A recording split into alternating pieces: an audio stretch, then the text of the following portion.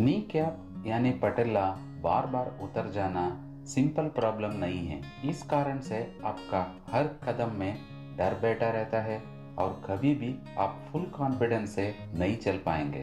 बार बार लचक खाने के वजह से गिर भी सकते हैं और चोट भी खा सकते हैं। इसको नेग्लेक्ट किया तो बार बार पटेला डिसलोकेशन होने के वजह से घुटने में आर्थराइटिस चालू होके हमेशा दर्द रह सकता है।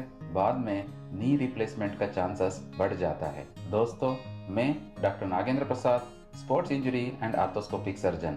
आज हम बात करेंगे घुटने की कटोरी बार बार उतर जाना यानी पटेला डिसलोकेशन क्या होता है, इसका कारण क्या है और इसको कैसे ठीक कर सकते हैं। अंत तक हमारे साथ बने रहिए और हमारा चैनल को सब्सक्राइब करें।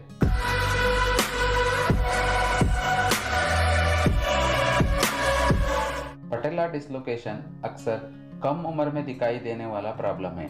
ये नॉर्मली 10 से 30 साल के बीच में दिखाई देता है। आमतौर पर पटेला डिसलोकेशन महिलाओं में ज्यादा होती है। आखिर ये पटेला डिसलोकेशन क्यों होता है और इसका कारण क्या है, इसको हम दो कैटेगरी में डिवाइड कर सकते हैं।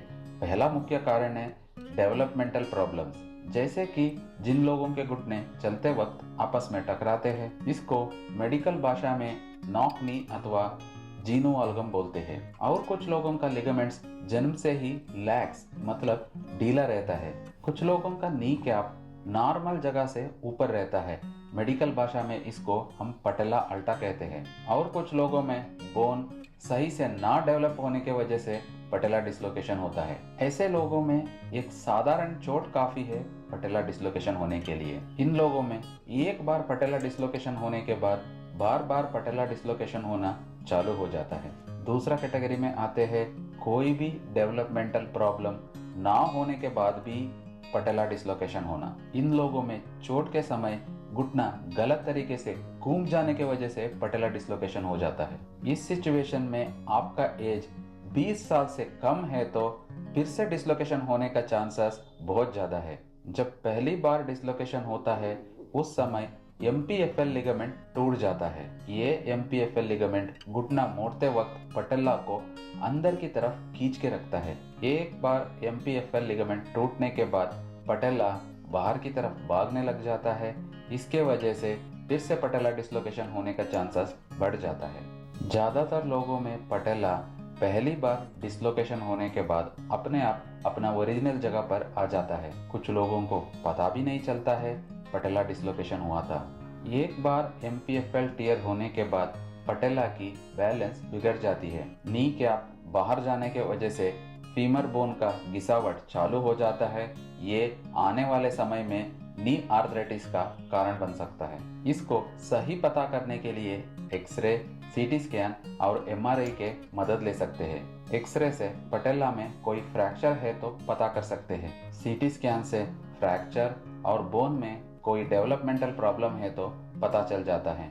MRI इसको सही पता करने के लिए सबसे बेस्ट इन्वेस्टिगेशन है। इससे MPFL टीयर, कार्टिलेज डैमेज और सॉफ्ट टिश्यू इंजरीज को पता कर सकते हैं। इसका इलाज के बारे में बताना है तो पहली बार डिसलोकेशन होने के बाद रेस्ट, शॉर्ट टर्म इमोबिलाइजेशन और आइस पैक लगाना चाहिए। दर्द और सूजन कम करने के लिए एंटी इंफ्लेमेटरी मेडिसिन का मदद ले सकते हैं।